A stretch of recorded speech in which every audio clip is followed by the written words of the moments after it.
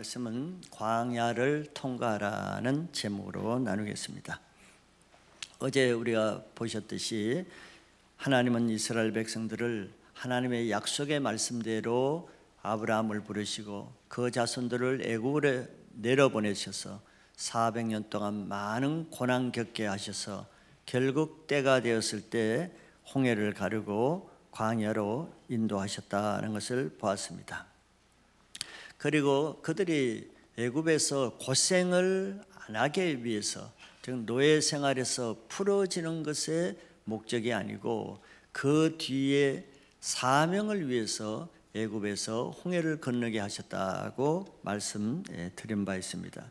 그것은 약속하신 하나님의 땅에서 하나님을 섬기는 것이 목적이지 그냥 괴로운 시절 벗어나서 광야에서 잘 먹고 편하게 지내게 하기 위해서 부르신 것이 아니라는 것이에요. 우리도 예수를 믿고 구원받으면 이제 좀 편하게 살아야겠다, 세상에 안 믿는 사람보다 더 잘 살아야겠다, 더 복 받아야겠다, 이런 생각을 가지기 쉽잖아요. 하나님은 그렇게 하기 위해서 우리를 애굽에서 건진 것이 아니라는 것입니다. 먹고 사는 것이 목적일 것 같으면은 애굽에서도 먹고 살다가 죽고 광야에 나와서도 먹고 살다가 죽는 거예요. 거기서 죽으나 여기서 죽으나 똑같은 인생입니다. 근데 하나님은 먹고 살기 위해서 불러내신 것이 아니라 하나님이 말씀하신 약속을 이루기 위해서 부르셨는데, 그것은 하나님이 약속하신 땅에 들어가서 젖과 꿀이 흐르는 젖과 꿀만 먹고 살게 하는 것이 목적이 아니고 거기에서 하나님을 섬기고 예배 드리는 삶을 살게 하는 것이 목적이었다는 것을 말씀드렸습니다. 그것은 한마디로 지금까지의 400년의 삶은 세상에서, 애굽이라는 세상에서 세상의 왕인 바로 왕을 섬기는 삶을 살았다는 것입니다. 그러면 하나님이 왜 그들을 빼냈겠어요? 그들은 하나님의 백성입니다. 아브라함의 자손이에요. 아브라함의 자손이 소위 마귀를 상징하는 우상을 섬기는 바로를 섬기며 살아서는 안 되는 것이죠. 그래서 그들의 원래 정체성을 회복하기 위해서 바로를 섬기는 그 삶에서 이제는 하나님의 자녀로서 하나님을 섬기는 삶을 회복하기 위해서 애굽에서 건지는 목적이에요. 이것이 우리들의 삶입니다. 우리가 예수를 믿지 않을 때는 누구를 섬겼어요? 세상을 섬겼죠. 세상의 왕은 사단 마귀입니다. 그 대표적으로 우상을 섬기며 제사를 드리잖아요. 우리는 하나님을 믿기 전에 제사 드리면서 세상대로 욕심을 따라 구습을 행하던 그런 삶이었어요.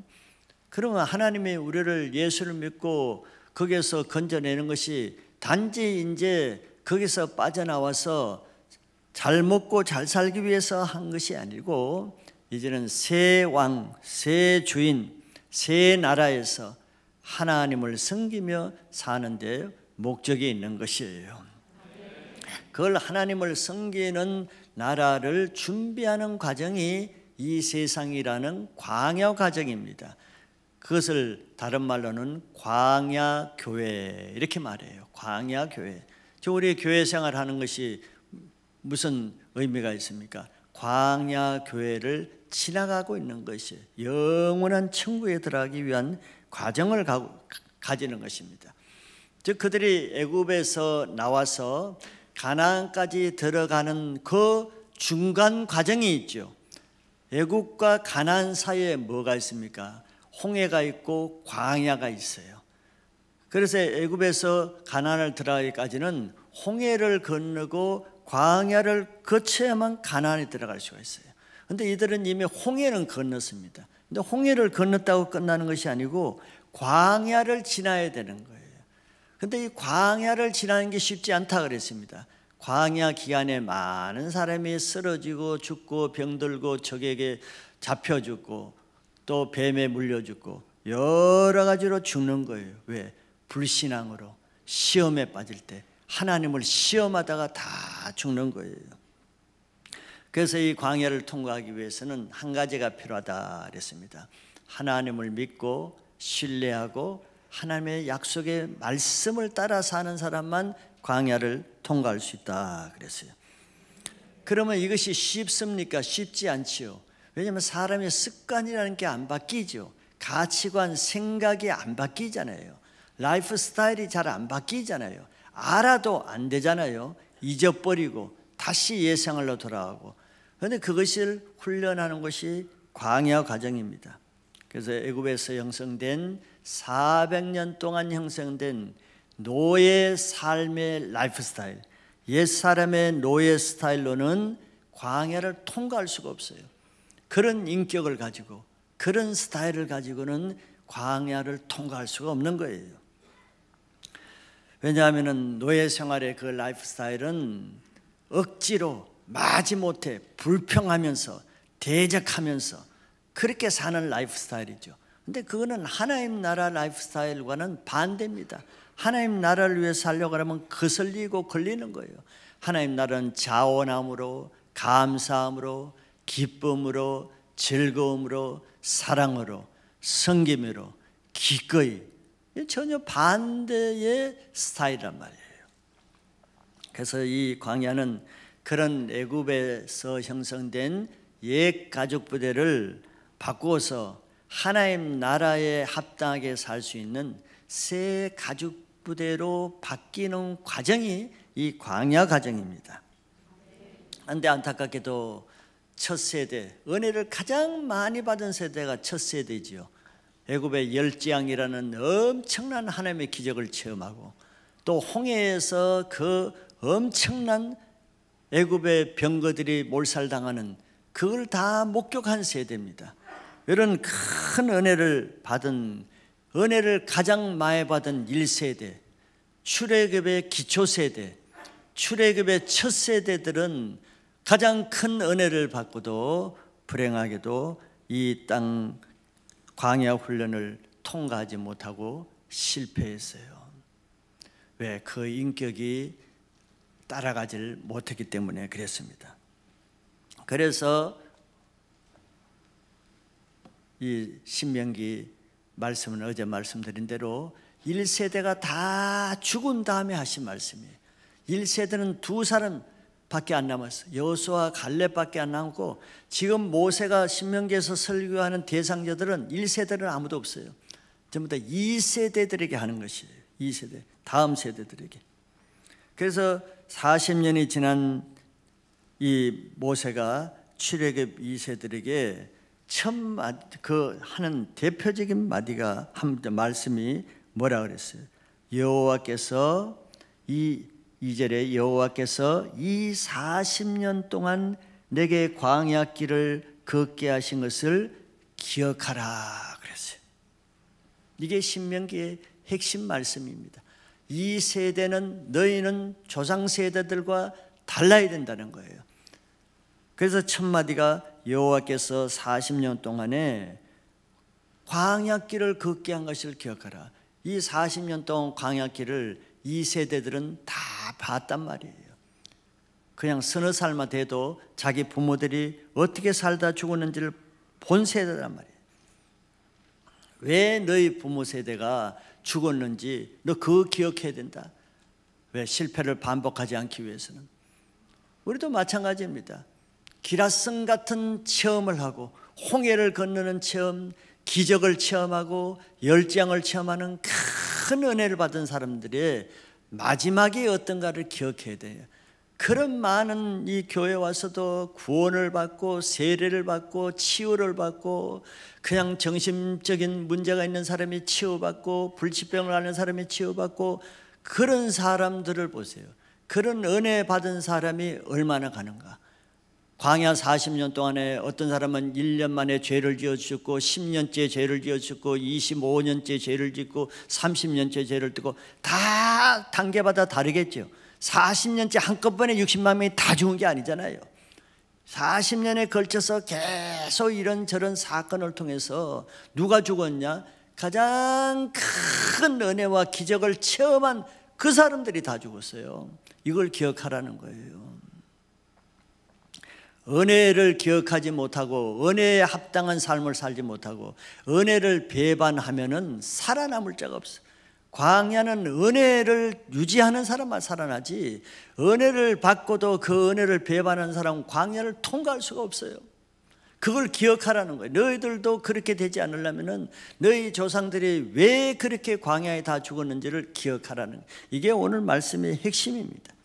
우리가 평생 동안 모세가 다음 세대에 말씀한 이 말씀을 기억해야 우리가 조상들이 실패한 그거를 반복하고, 자기도 뻔히 그때는 저 사람들이 왜 저렇게 죽지 해놓고도 죽잖아요.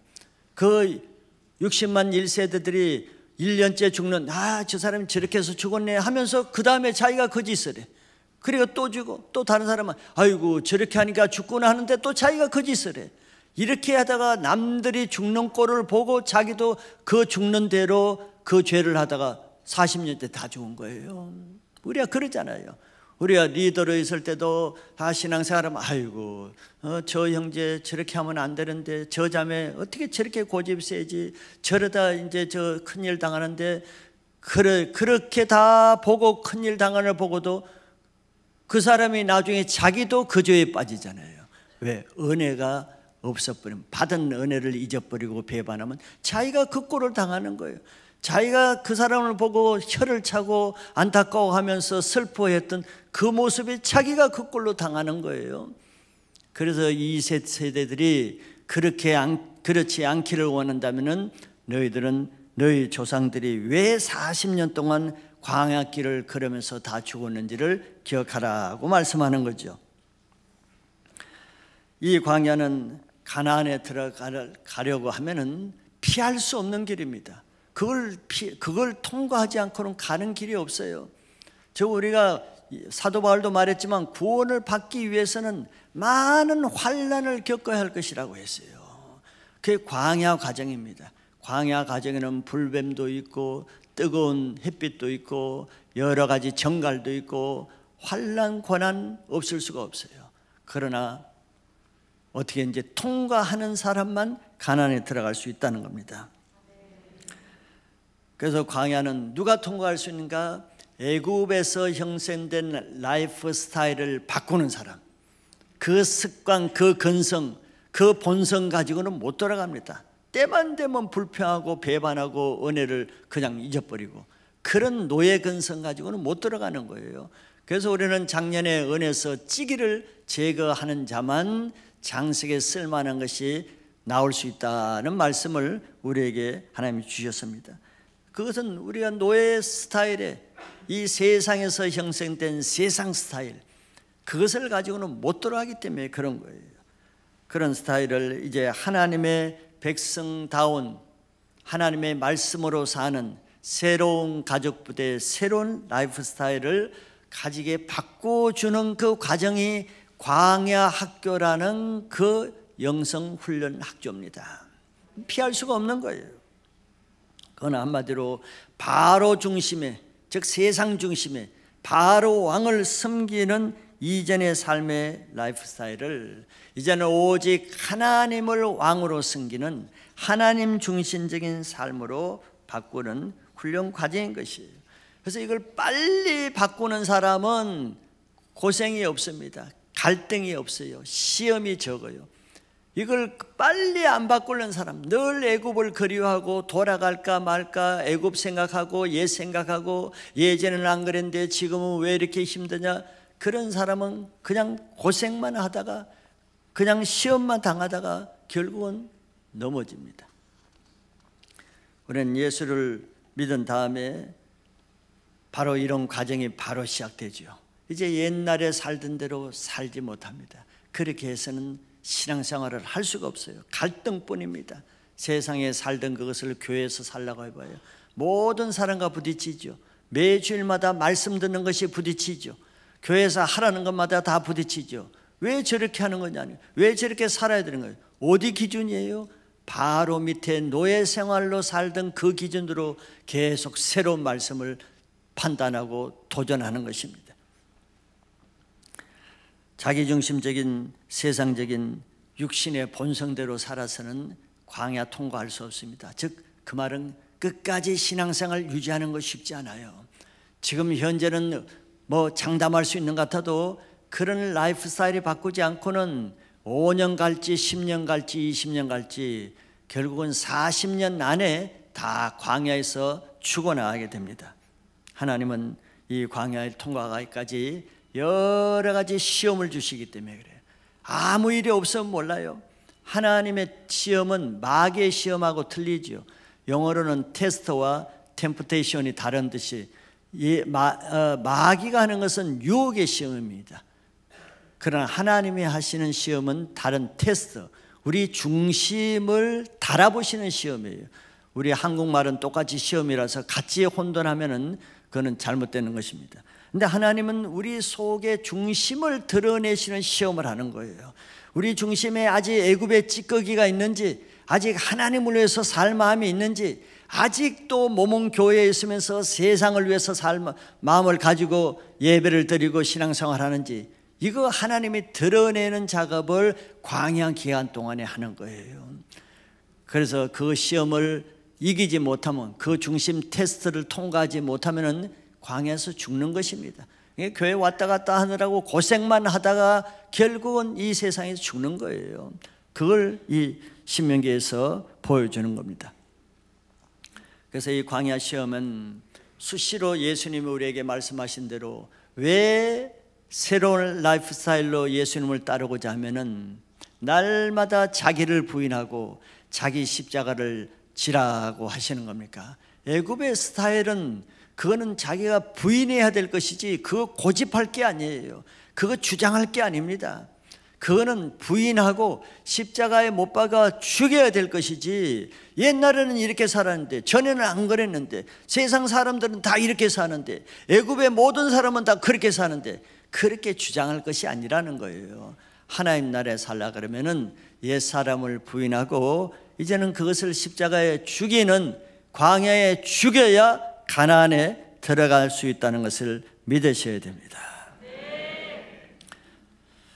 그러면 첫째로 우리는 하나님은 어떻게 시험하시는가, 어떻게 우리 중심을 테스트하시는가를 보고자 합니다. 1절에 이어서 2절은 그 1절을 설명하는 거예요. 내 하나님 여호와께서 이 40년 동안에 내게 광야 길을 걷게 하신 것을 기억하라.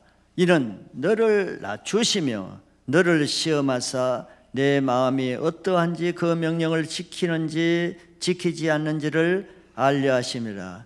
너를 낮추시며 너를 줄이게 하시며 또 너도 알지 못하며 내 조상들도 알지 못하던 만나를 내게 먹이신 것은 사람이 떡으로만 사는 것이 아니요 여호와의 입에서 나오는 모든 말씀으로 사는 줄을 내가 알게 하려 하심이라.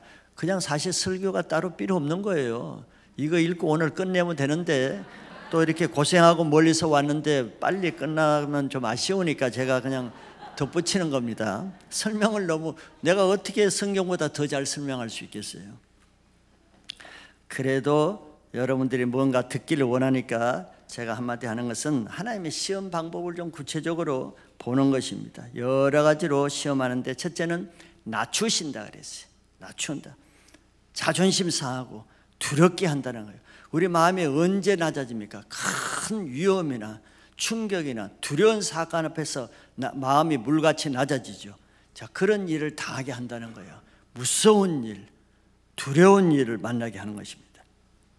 모세가 가나안에 들어가기 전에 먼저 12두령들을 모여서 정탐을 하게 했습니다. 그 땅이 진짜 젖과 꿀이 흐르는 땅인지 미리 한번 살펴보고 오라. 그래서 그들이 40일 동안 정탐을 하고 왔죠.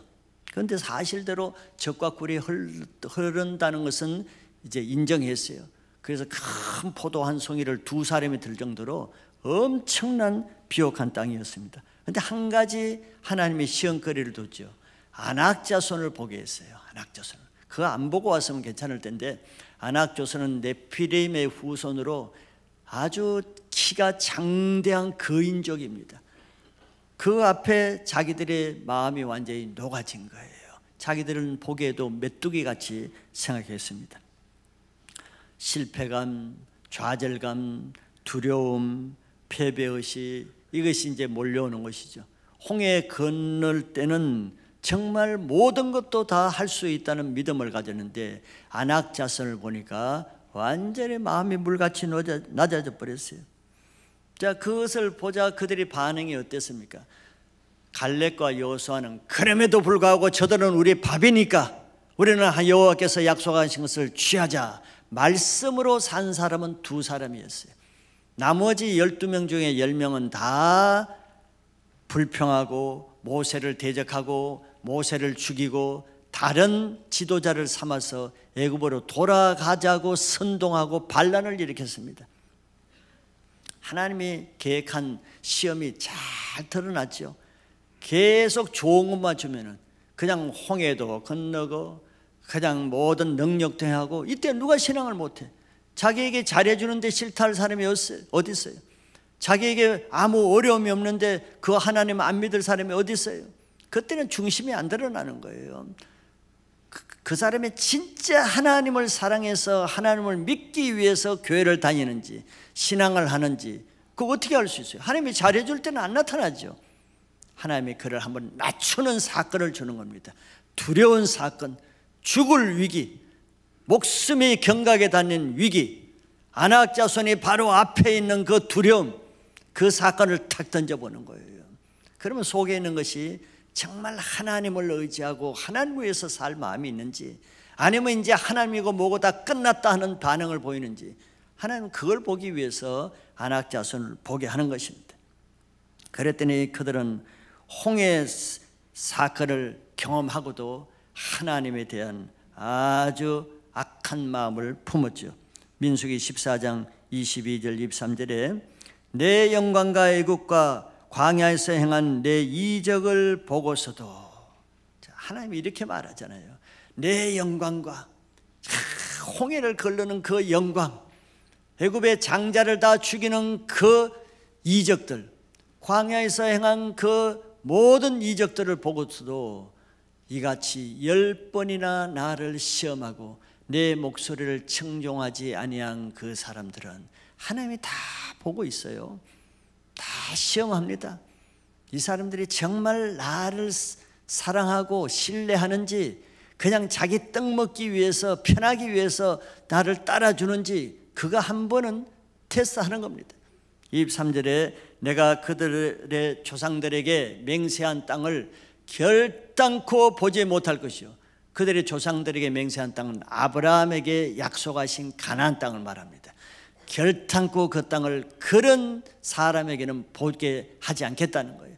나를 멸시하는 사람은 한 사람도 그것을 보지 못하리라. 하나님은 어떻게 멸시했어요? 하나님을 아낙 자손보다도 못한 분으로 멸시한 거잖아요. 그 홍해를 가르신 하나님의 능력을 분명히 체험하고도, 애굽의 병거와 마병들을 홍해에 몰살시키는 것을 보고도, 그 하나님의 전능하심을 목격하고도 그 아낙 자손보다도 못하게 하나님을 취급해버렸어요. 그걸 하나님은 자기를 멸시한다고 봤어요. 하나님 편에서 보는 수치죠.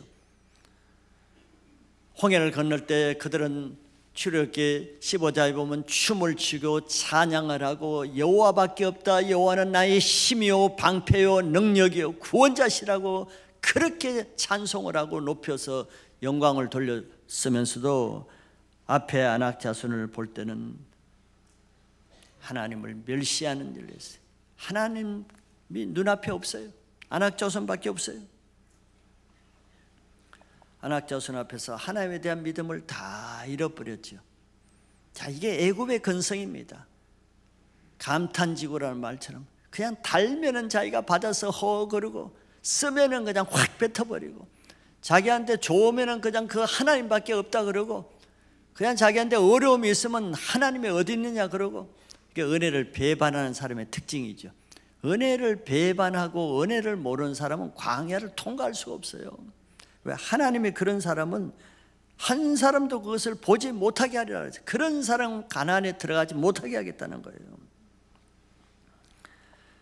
그래서 이들은 당을 지어가지고 모세를 더 이상 지도자로 삼지 않고 다른 지도자를 세워서 애굽에 돌아가자고 밤새도록 울면서 선동을 했습니다. 촛불 시위를 한 거예요, 이들이.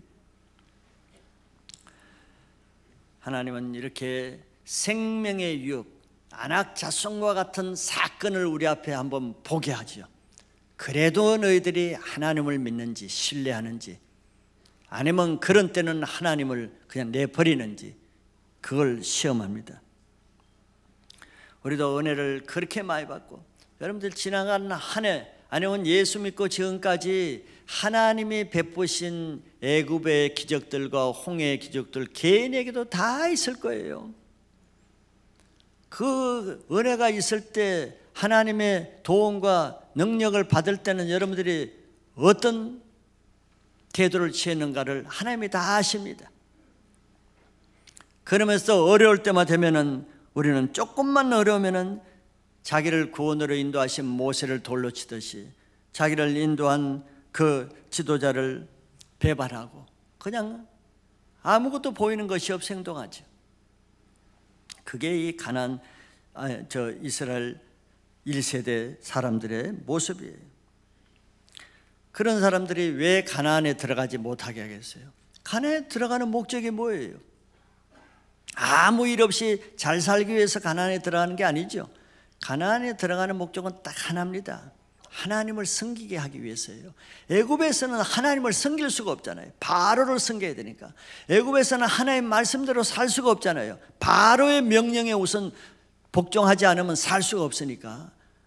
그래서 하나님을 위해서 살려고 해도 살 수 없는 애굽에서 건지는 목적은 이제는 하나님만을 위해서 살 수 있도록 환경으로 인도하시는데, 아니 광야에서도 이렇게 만나도 주고 뭐도 주고 해도 하나님을 안 섬기는 사람이 가나안에 들어가면 하나님을 섬기겠어요?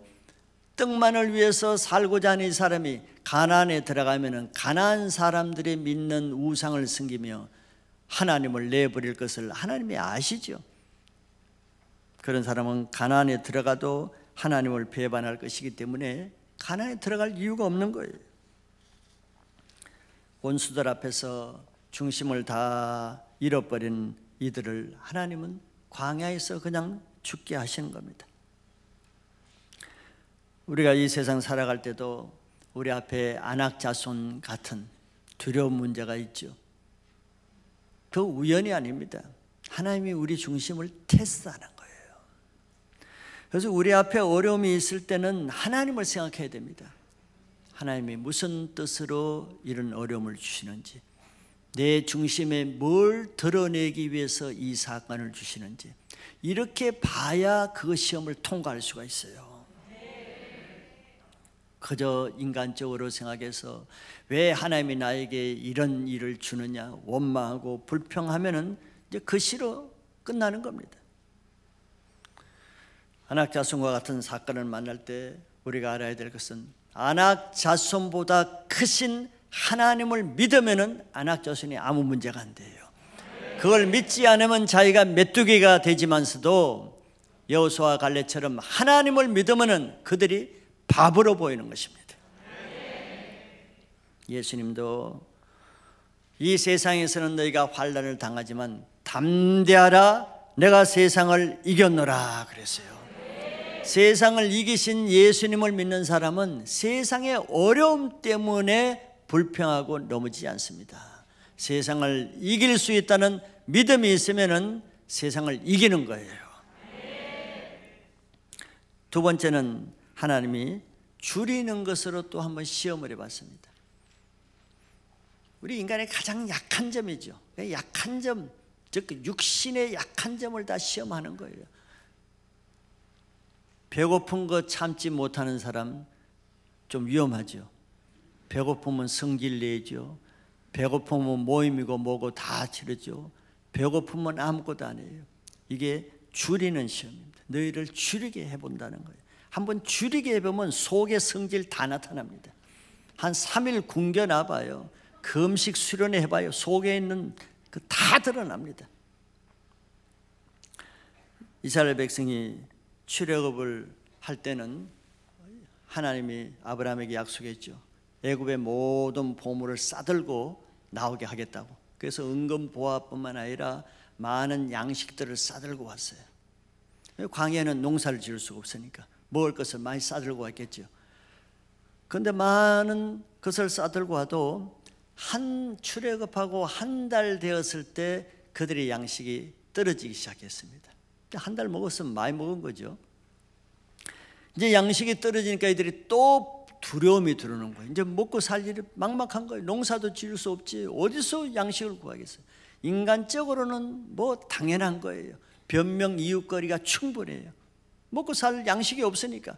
자기 자녀들은 먹여야 되는데 먹을 게 없어졌어요. 한 달 만에.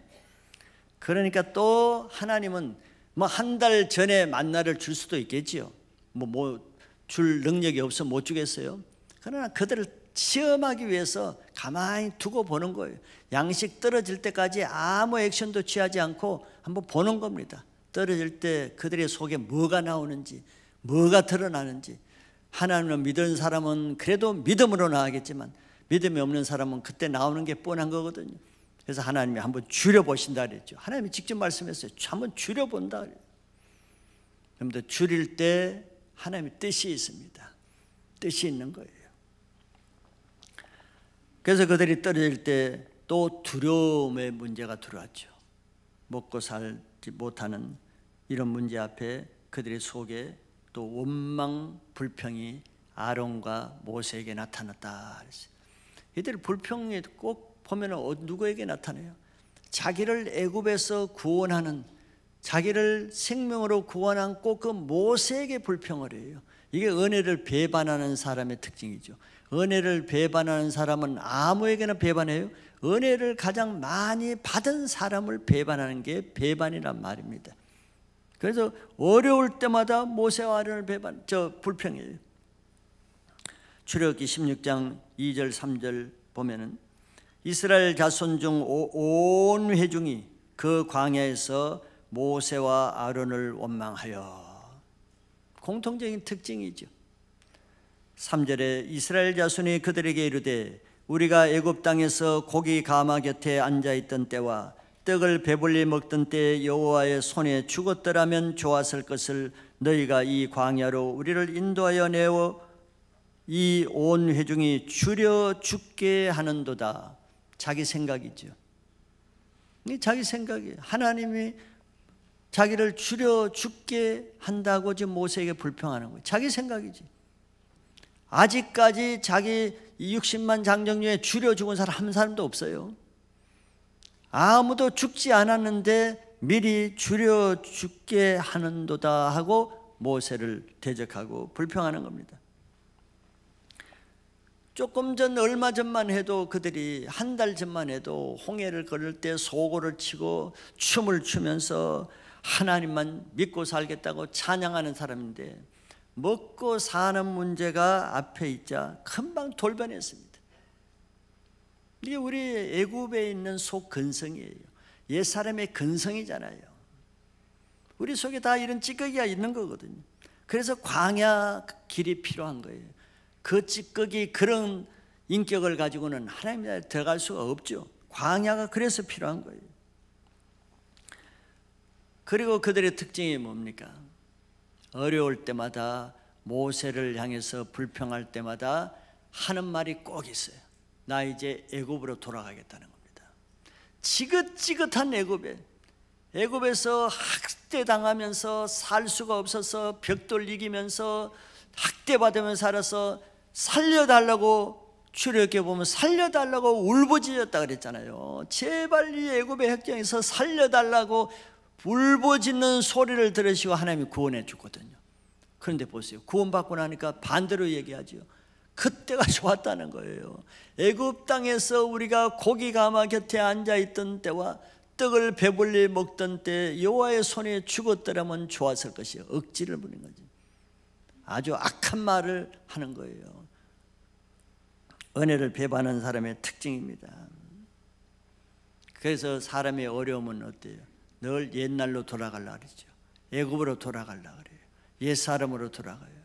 옛날 다시 그 하던 더러운 짓을 하고 다시 미디어에 빠지고 다시 옛죄에 빠지고 다시 끊었던 술을 먹고 다시 음란한 대로 빠지고 그때가 좋았다는 거예요. 우리도 어려움을 받고 하나님의 은혜를 받을 때는 이제는 다시는 옛날처럼 살지 않고 하나님만을 위해서 살고자 아주 결단을 하죠. 왜? 너무 좋으니까. 이스라엘도 그런 거예요. 그러다가 조금만 자기한테 어려움이 와봐요. 자기 삶에 조금만 이해하기 어려운 사건이 일어나 봐요. 돌변하죠, 사람이. 지도자를 원망하고 다시 세상으로 돌아가겠다고 악한 말을 하고 애굽에서 형성된 그 모든 찌꺼기를 토해냅니다. 그게 하나님의 시험의 목적이에요. 그런데 우리는 먹고 사는 문제 때문에 넘어질 때면 예수님이 말씀했죠.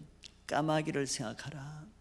즉 먹고 사는 것으로 죽이시는 분이 아니라는 거. 하나님은 그는 자기 생각이죠. 주려 죽게 하는도다. 이러다가 내 죽겠다. 예수는 믿겠다. 예수를 믿고 이렇게 살다간 주일날 사업도 못하고 또 뭐도 술도 안 먹고 사업상 거래도 못하고 이러다 우리 망하겠다. 자기 생각이죠. 자기 생각. 하나님 언제 망하게 했어요? 그렇게 살아 보이도 않고 자기 생각으로 죽겠다는 거예요. 그러니까 미리 죽기 전에 세상 애굽으로 돌아가겠다. 죽기 전에. 그런 믿음을 가지고는 광야 통과하기 어렵습니다. 그런 겁약한 믿음.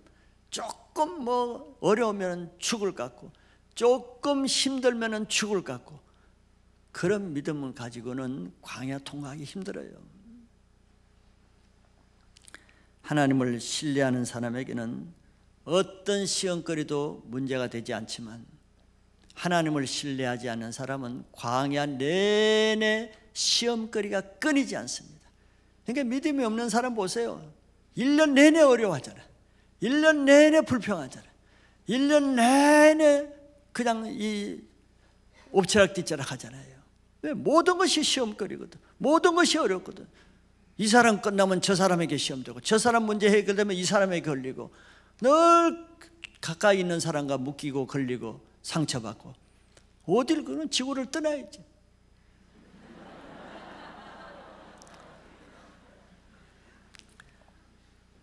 내 문제라는 거예요. 내 문제. 똑같은 안악자손을 보고도 12명은 하나님을 신뢰하는 믿음이 없으니까 안악자손이 거대한 거인처럼 보였지만 자기들은 메뚜기처럼 보였지만 다 그런 게 아니죠. 하나님의 약속을 맺는 여호수아와 갈렙은 그 거인 족속을 보는데 뭘로 봤어요? 자기들의 밥으로 봤어요. 먹잇감으로 봤어요. 전혀 다르잖아요. 광야를 통과할 사람의 이런 관점 믿음과 통과하지 못할 사람은 사건을 보는 눈에서 달라져요. 그런데 믿음의 눈을 가지시기 바랍니다. 자기 앞에 이 태산 같은 안악자손 같은 이런 어려움이 있어도 내가 안악자손만 바라볼 때는 어려웠다가 하나님의 말씀을 받고 믿음의 눈으로 보면 아무것도 아니에요. 안개처럼 없어지잖아요. 그런 믿음을 가진 사람만 광야를 통과할 수 있습니다. 세 번째는 만나를 통해서 시험하신다. 우리 중심을 보신다는 거예요. 이스라엘 백성이 불평하지 않고 가만히 있었으면은 그냥 하나님 앞에 중심, 자기 더러운 중심 찌꺼기에 불평하지 않고 만나를 얻어먹을 수도 있었을 거예요.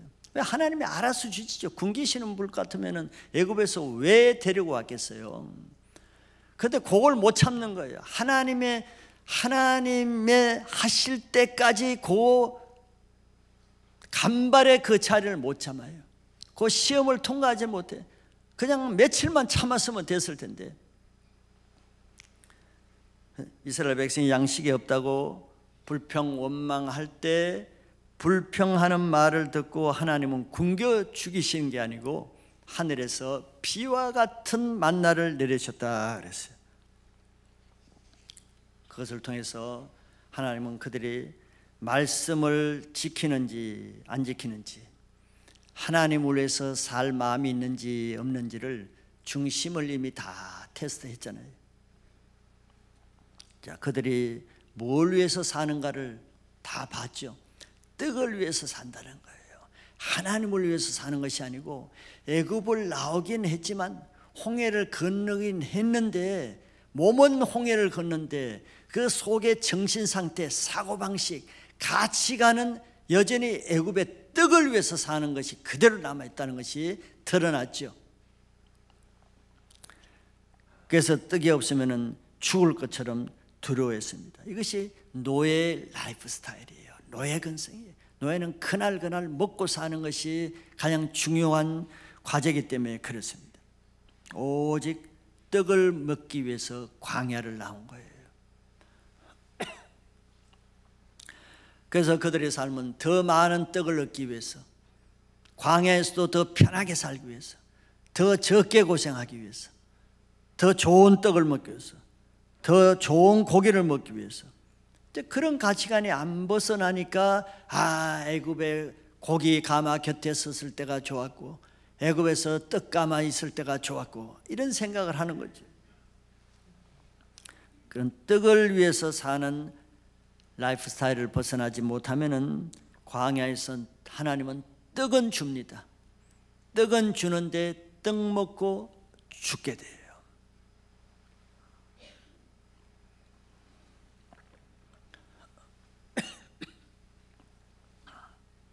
그래서 그들은 결국 떡이 없어서 죽은 게 아니죠. 그들은 떡이 없어서 이제 죽이는구나 했어요. 근데 하나님의 떡 없이 죽게 하지는 않습니다. 근데 더 놀라운 것은 떡 먹고 죽게 하는 거예요. 그건 나중에 나오겠지만, 사람이 떡으로 사는 것이 아니고 광야는 하나님의 말씀으로 산다는 것을 알려주기 위해서 떡을 주시는 것입니다. 근데 만약에 하나님이, 만약이지만 떡을 안 주고 죽이면 어떻게 하겠어요? 떡을 안 주고 굶어 죽이시면은 그 후세들에게 뭘 주겠어요? 광야는 떡이 있어야 사는구나, 이런 메시지를 줄 거 아니에요. 우리 조상들은 떡 없어서 죽었다. 그러면 이 세대는 떡 얻기 위해서 그냥 길을 쓰겠죠. 하나님이 그걸 아시고 떡 없이 죽이지는 않는 거예요. 떡은 비와 같이, 만나를 비같이 내렸다 그랬어요. 매일 아침마다. 떡은 충분히 줘요. 왜? 떡으로 죽는 일이 없게 하기 위해서. 왜? 광야는 떡 없어서 못 사는 곳이 아니라는 것을 알려주기 위해서예요. 실제로 교회 생활하다가 어려워진 사람, 광야에 죽는 사람, 떠나간 사람, 배반한 사람, 먹고 사는 것이 굶어 죽어서 나간 사람, 쓰러진 사람, 죽은 사람 아무도 없어요. 하나님은 그렇게 하지 않아요. 만나를 주고 죽게 하는 것은, 사람이 죽는 게 떡으로 죽는 게 아니구나 하는 것을 알려주기 위해서 그런 거예요. 그래서 이 광야를 떡으로 살려는 사람은 떡 먹다 죽습니다. 하나님 나라가 가기 전까지 이 광야 생활, 이 세상 생활에 떡 먹기 위해서 사는 사람, 떡은 충분히 먹어요. 그러나 떡 먹고 자기 영혼이 죽는다는 것도 알아야 됩니다. 우리가 매일 식사할 때마다 식사기도 하죠. 감사기도 하죠. 식사기도 할 때마다 떡을 위해서 살지 않고 하나님의 말씀으로 살게 해달라고 기도하시기 바랍니다. 그래서 큰 두 번째로는 하나님의 시험하는 목적을 이미 말씀드렸지만 또 하나님 말씀하고 있어요. 왜 줄이게 하며, 왜 안악자손을 보게 하고 낮추고, 왜 만나를 주시는가, 목적이 뭔가를 설명하는데 두 가지죠. 하나는 그들 중심이 하나님을 위해서 살 마음이 있는지, 하나님의 말씀을 지키는지 안 지키는지, 하나님의 말씀대로 사는지 안 사는지, 그걸 보기 위해서요. 그게 제일 중요한 것이죠. 두 번째는 뭘 알려주기 위해서, 광야에는 떡으로만 사는 것이 아니고 하나님의 입으로 나오는 하나님의 말씀으로만 산다는 광야의 생존 삶의 원리를 알려주기 위한 목적으로 시험한다고 이 두 가지를 말씀했어요. 저자는 우리 마음을 시험한다 그랬습니다. 이 자손들에게 교훈을 주는 거예요. 이 세대들에게. 그걸 기억하라 하는 것은 40년 동안 광야 길을 걷게 하는 것은 하나님의 명령을 지키는지 안 지키는지를 보려 했는데 너의 조상들은 하나님의 말씀을 지키지 않음으로 죽었다는 것을 교훈하기 위해서 이 말씀을 하는 거예요. 그래서 하나님은 가나안에 들어가기 전에 이 세상 사는 기간 동안에 하나님 나라에 들어가기 전에 우리 마음 중심을 테스트합니다. 잠언서 6장 16장 2절에도 우리 마음 중심을 달아본다 그랬어요. 감찰하신다 그랬죠. 예레미야서 17장 10절에도 나 여호와는 심장을 살핀대. 우리의 마음 중심이 심장이잖아요. 우리 중심을 살피며 폐부를 시험하고 각각 그의 행위와 그의 행실대로 보응한다. 즉 살필 뿐만 아니라 저울에 달아볼 뿐더러 그 행한 결과대로 보응을 하신대요. 그래서 1세대 조상들은 그 마음에 떡으로만 살려고 그러고 하나님 말씀대로 살 마음이 없는 것을 아시고 그대로 보응하셔서 광야에서 다 죽게 보응하신 겁니다. 그들은 하나님 위해서 살 마음이 없어요. 그냥 광야에서 편하게 잘 먹고 잘 살고 그냥 광야에서 안주하고 싶은 삶을 살았어요. 이게 우리들의 마음이죠. 여기는 정착지가 아니에요. 이 세상은 우리 정착지가 아닙니다. 과정이에요. 우리 정착지는 하나님 나라 가는 것인데 하나님 나라에는 별로 마음이 없어. 하나님 나라의 상급에 대해서는 별로 마음이 없는 사람들, 하나님 앞에 나중에 심판받을 것에 대해서 별로 마음이 없는 사람, 그 광야를 어떻게 살겠어요? 광야 중심으로 살겠죠. 이 세상 중심으로 살겠죠. 이 세상에서 좋은 집을 짓고 좋은 것을 먹고 좋은 삶을 살고, 그런 사람이 가나안에 무슨 생각이 있겠어요? 하나님이 그걸 사건을 통해서 드러나게 하시는 거예요. 테스트를 해봅니다. 둘 중에 선택할 때 뭘 선택하는지, 떡을 선택하는지 하나님 말씀을 선택하는지, 그래서 줄여도 보고 낮춰도 보는 거예요. 가나안에 들어가는 이유는 한 가지, 하나님 섬기기 위해서인데 들어가기 전에도 하나님을 섬기지 않고 들어가기 전에도 하나님 말씀대로 살지 않고 순종하지 않는 사람이 들어가서 그렇게 살겠어요? 우상을 섬기죠. 하나님 배반하죠. 왜? 들어갈 자격이 없는 거예요.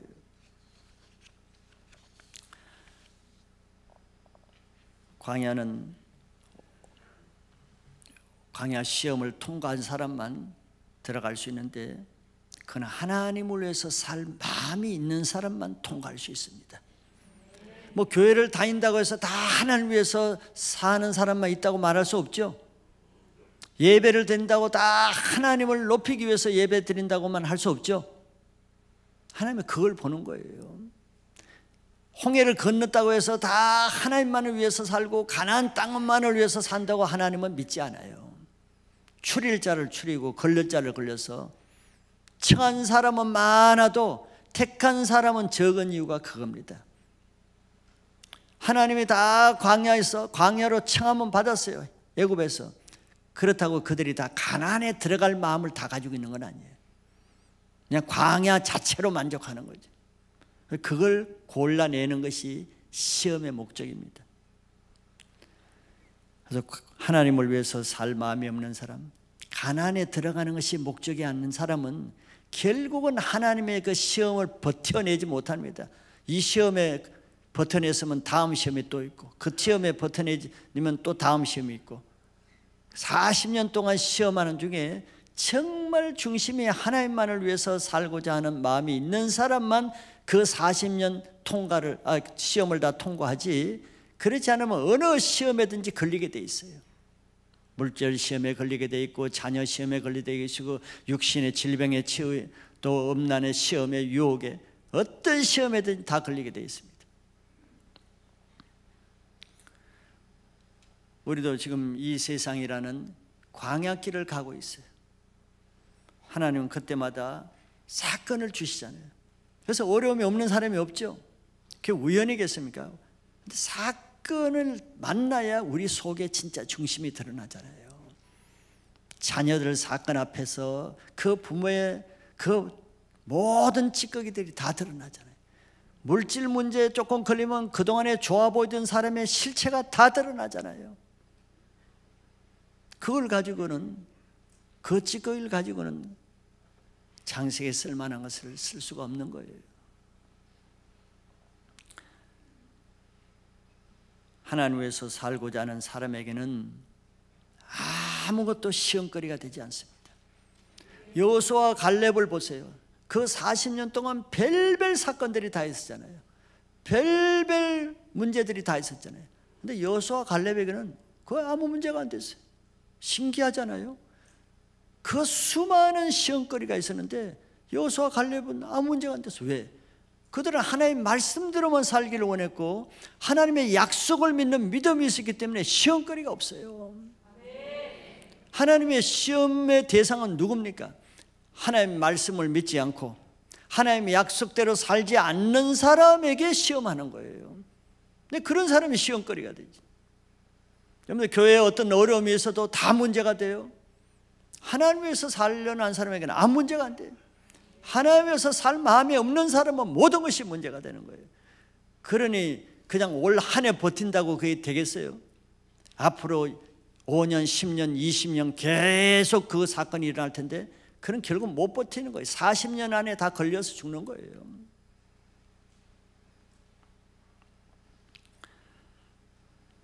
하나님 위해서 살 마음이 없는 사람에게는 모든 것이 시험거리가 된다는 것을 알면은 내가 왜 이 문제로 어려운가?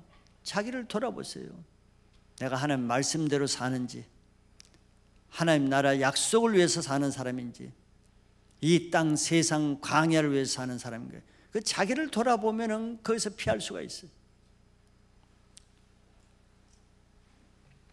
하나님 말씀에 순종하는 올 한 해 말씀대로 살아서 올 한 해 번성하고 살아남는 신앙을 하시길 바랍니다. 마지막 두 번째 시험의 목적은 광야의 생존 원리를 알려주기 위해서 그렇습니다. 다시 말하지만 모세는 이 세대에게 정말 뼈아픈 교훈을 주는 것은 부모 세대가 광야에서 죽은 이유를 기억하고 너희들은 그렇게 살지 않고 가나안에 들여보내기 위해서 중점을 두는 그런 말을 하고 있습니다. 즉 떡으로 죽은 것이 아니라 너희 부모는 떡 먹고도 죽은 이유가 뭔지를 기억하라는 거예요. 광야의 생존 원리는 떡으로 생존하는 것이 아니다. 광야는 떡으로 사는 것이 아니다. 그거는 애굽에서 사는 방식이다. 애굽에서는 떡으로 사는 거예요. 떡이 있어야 사는 것이 애굽의 삶입니다. 그래서 떡 먹기 위해서 벽돌을 구워야 되는 거예요. 그러나 광야는 그런 것이 아니에요. 광야는 대신 벽돌 굽지 않아도 돼요. 노동하지 않아도 돼요. 농사하지 않아도 되고 다른 어떤 일 하지 않아도 돼요. 그러나 한 가지 해야 될 일은 하나님의 말씀을 먹어야 됩니다. 왜 광야는 말씀으로 살 수 있는 것이에요. 여러분들 교회 생활 잘하는 사람이 세상에 뭐 지식 있는 사람이 잘해요, 권세 있는 사람이 잘해요, 지위 있는 사람이 잘해요. 세상 떡이 많은 사람이 교회 생활 잘해요? 아무 상관없어요. 아무 상관없어요. 재산이 많은 사람들이 광야를 통과해요? 아무 상관없어요. 오직 한 가지, 광야는 하나님의 말씀을 먹는 사람만 생존하고 통과할 수가 있어요. 이게 애굽의 삶과 다른 거지요. 바로가 다스린 나라는 그냥 떡의 나라입니다. 바로는 떡 주면서 사람을 노예로 삼는 거예요. 떡 안 주면은 굶어 주니까 노예 삶을 사는 거예요. 바로는 떡으로 사람을 조종합니다. 근데 하나님 나라는 떡으로 조종하는 게 아니에요. 하나님 말씀으로 다스리는 것입니다. 그러니까 하나님 말씀을 듣는 사람은 살아나고 말씀을 듣지 않는 사람은 죽는 거예요. 하나님의 백성은 이제 바로의 라이프 스타일 건성을 버리고 하나님 나라의 말씀으로 사는 이런 라이프 스타일을 빨리 새 가족 부대로 바꾸는 사람이 이 광야에 잘 적응할 수 있는 사람입니다. 교회를 다니면서도 왜 이렇게 신앙을 어렵게 하는 사람이 있잖아요. 하루가 멀다 하고 시험에 들고 하루가 멀다 하고 어렵고 그런데 1년 내내 어려운 사람 왜 그랬겠어요? 애굽의 건성을 버리지 않으면 자기가 고생입니다. 애굽에서 살던 떡 중심의 삶의 라이프 스타일을 바꾸지 않으면 교회 생활이 너무 힘든 거예요. 2023년에는 자기 삶의 라이프 스타일을 먼저 바꿀 수 있길 바랍니다. 떡의 삶에서 말씀의 떡으로, 육신의 떡에서 생명의 떡으로 말씀 중심의 삶을 살 수 있기를 바라겠습니다. 하나님의 말씀은 세상적인 모든 시험거리를 이길 수 있는 유일한 해결책은 하나님 말씀으로 사는 거예요. 신년 말씀을 여러분들이 어제 많이 뽑으셨고 또 오늘 뽑지 않은 분들은 뽑으실 텐데, 적게는 신년에 주신 자기 말씀대로 한번 살아내서 그 신년에 나에게 주시는 말씀을 이루어내는 것을 목표로 살아보세요. 그리고 더 크게는 교회에 주시는 말씀, 교회에 주시는 약속, 또 개인에게 주시는 약속, 매 주일마다 말씀을 주시잖아요. 그 말씀대로 그 한 주간의 말씀이 주시면은 그 한 주간에 잘 살든 못 살든 그거는 하나님의 중심을 보시니까 그거는 문제가 안 돼요. 그러나 살려는 마음을 가지고 말씀과 싸워서 말씀으로 살려고 해보세요. 그러면 그 말씀에 여러분들을 살릴 거예요. 그렇게 살아야지 말씀대로 살지는 않고 떡으로 살려고 하면 할수록 어렵습니다. 죽어나가는 거예요. 내 영혼이 죽습니다. 올 한해는 말씀으로만 살려는 그런 해로 작정하시길 바라요. 그러면 죽을 것 같죠. 말씀대로 살면은 여러분들이 살아납니다. 자기를 위해서 자기 목숨을 살고자 하면은 죽을 것이라 그랬어요. 그러나 복음을 위해서, 예수님을 위해서 죽고자 하면은 살 것이라 그랬어요. 떡을 위해서 살려고 하면은 자기 영혼이 죽을 것이나, 하나님 말씀대로 살고자 말씀을 위해서 자기를 죽는 삶을 살면은 여러분들의 영혼이 살아나는 한 해가 되실 걸 믿으시기 바랍니다.